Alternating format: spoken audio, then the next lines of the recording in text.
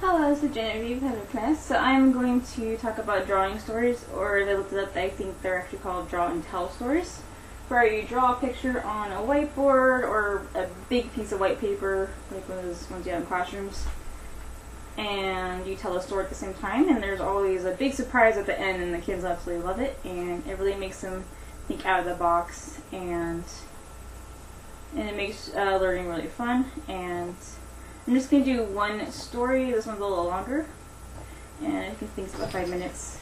And let's see. And I would have the audience of, I think, maybe ages 4 to 6-year-olds for this story.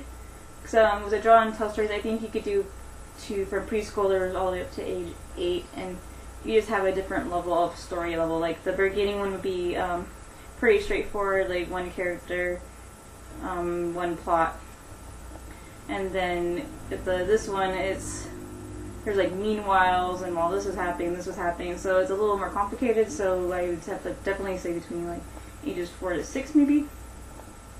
And I think you do like a more complicated one for like an 8-year-old. And for children that already know how to read, this can be fun little break because it's visual and there's a little surprise at the end, so it makes them think. And then next time they see something like this, they'll be like, "Oh, what's the secret on this one?" And one of the keys to doing this, I think, is to don't make it obvious what you're doing, and just have fun with it, and keep the children engaged while you're doing it.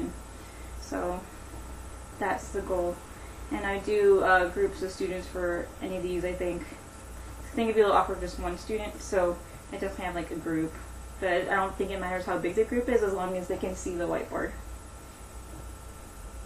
Alright, so I'm going to start, and this one I saw on YouTube originally, and I don't remember the exact name, and my internet is down, so I can't check. So I'm going to call it Daisy and the Giants. And I think I covered everything. Alright, cool. So so there was Daisy, and she lived in the Three Sister Mountains. And they looked exactly like this. And Daisy lived right here. And she lived in a little cave, and she loved it. She had everything just as she liked it. She had her teapots where they're at, the teacups, her pots and pans. Everything was just as it should be, and she liked to sit there and relax, and she just absolutely loved living there. The only problem was that there was a giant named Jack, and he lived over here. And for fun, guess what he did? He liked to throw boulders. That's how big he was. He threw boulders for fun. And he liked to get strong, and he just loved doing it. He just threw boulders over and over again. And they just kept landing over here, because he would throw them over the mountain. And one day, one landed smack right here. And it shook up everything, and everything got out of place. Some teapots were broken, and a teacup was broken. She was trying to drink tea, and it just broke. And she fell on her back, and her little legs were in the air, and she's like, "Ah!" And so finally, once the shaking stopped, she got up, and she cleaned everything up, and she was furious, and she's like, "Okay, I cannot handle this anymore. This is the closest it's been so far." And so she marched all the way up the mountain, down again, and back up to this one. And she's like, "Jack, you have to stop throwing boulders. You are ruining everything in my little cave, and it's very destructive." And Jack's like, "Well, what are you going to do? I'm a big giant and you're so small. What are you going to do? You can't do anything. I'm going to do what I want. I'm going to keep throwing my boulders." And Daisy's like, "Oh, guess you're right." And she's very upset and disappointed, so she just slowly walks down the mountain, back up and back down. She packs everything up, and she moves to the other side of the mountain, because she's like, "Oh, okay, well, he throws them here, so I'm going to be safe over here." And it works for a long time, and she's very happy. She makes a new friend. His name is Albert, and he lives a little close by over here somewhere. They have a lot of fun, and then one day they're playing, and suddenly a boulder goes smack right here, and her and Albert get split up. And she's like, "This is horrible. How did he do this?"